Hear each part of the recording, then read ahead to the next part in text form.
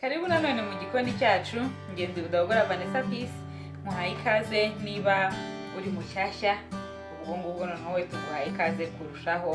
Uyu munsi rero tugiye guteka ibirayi, none ko ni ibirayi twagiye dukatamo uduforume tumeze nka kare. Noneho turakenera na kamin, turungo cyitwa kamin, hanyuma na tungurusumu na persil ndetse na fromage. Ni ibintu byoroshye cyane kandi ni ibirayi biryoha cyane, ibirayi bitekanye na fromage. Aho namara gushyuha bihagije, ndashyiramo bya birayi.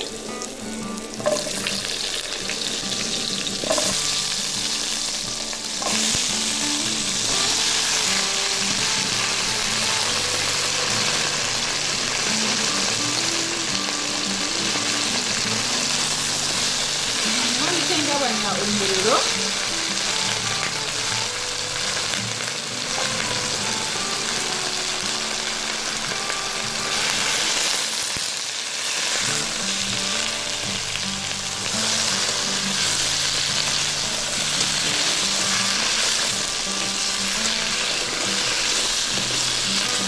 nshyiramo umunyu,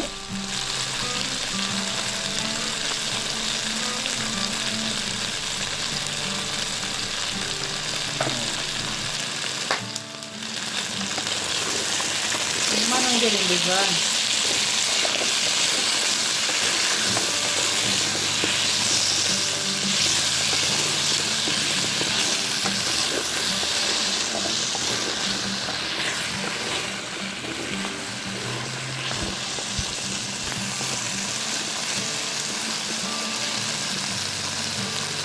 Hagati aho ngaho ndahita nkora ya tungurusumu niyo ngiye guhita nshyiramo. Hanyuma rero ya tungurusumu ndahita nshyira muri bya birayi.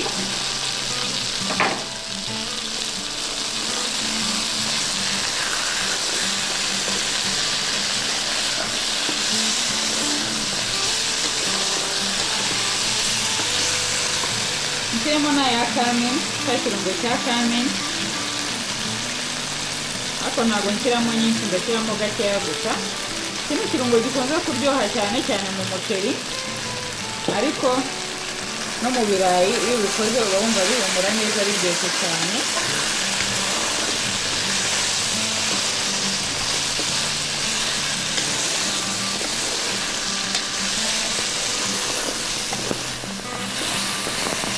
Tumaze kubikora gutya rero biba bimaze gusa nkaho bifashe agahumuro ka bya birungo, noneho ugahita ushyiramo amazi asa nkaho aringaniye naho bino birayi bigera.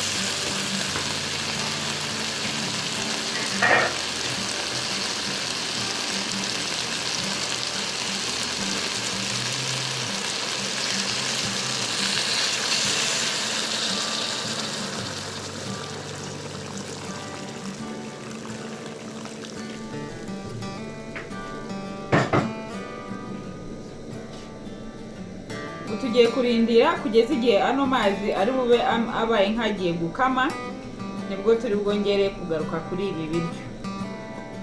None ko rero bya birayi byakamye, mu gihe bitari byakakara ngo bikame cyane bikabije, ndahita ntunganya persil. Nenda nkata duto cyane.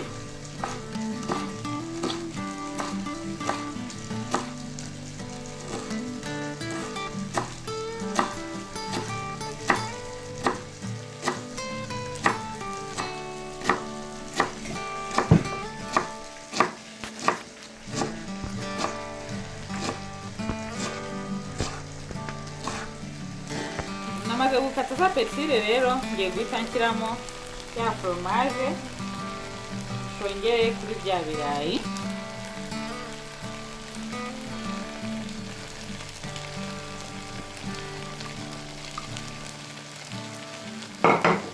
Ntabwo nirirwa mbisimbiza kundi, bagenda ngira gutya.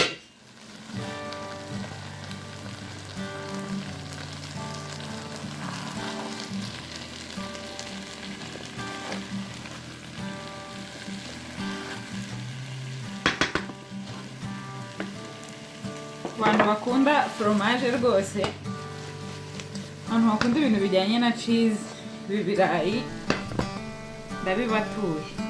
Hanyuma rero nkahita nshyiraho ka gapersile.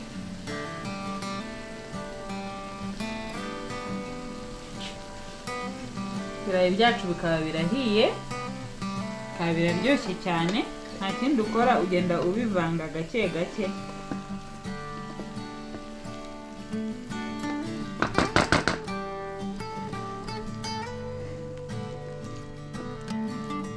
Hanyuma ugahita ubyarura.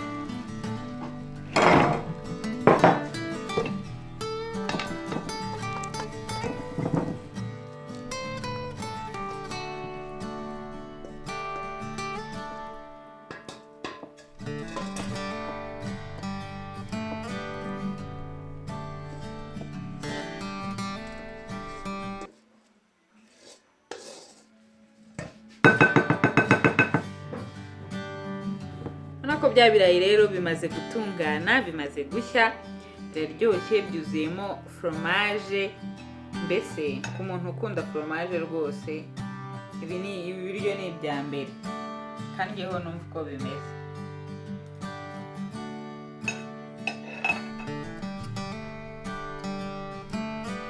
Wow, ushobora kuzabigerageza nawe hanyuma ukazambwira uko wasanze bimeze. Mbese biba biryoshye pe. Naho ubutaha rero tuzongera duhure mu yandi mashusho y'ibintu bitandukanye bijyanye no guteka.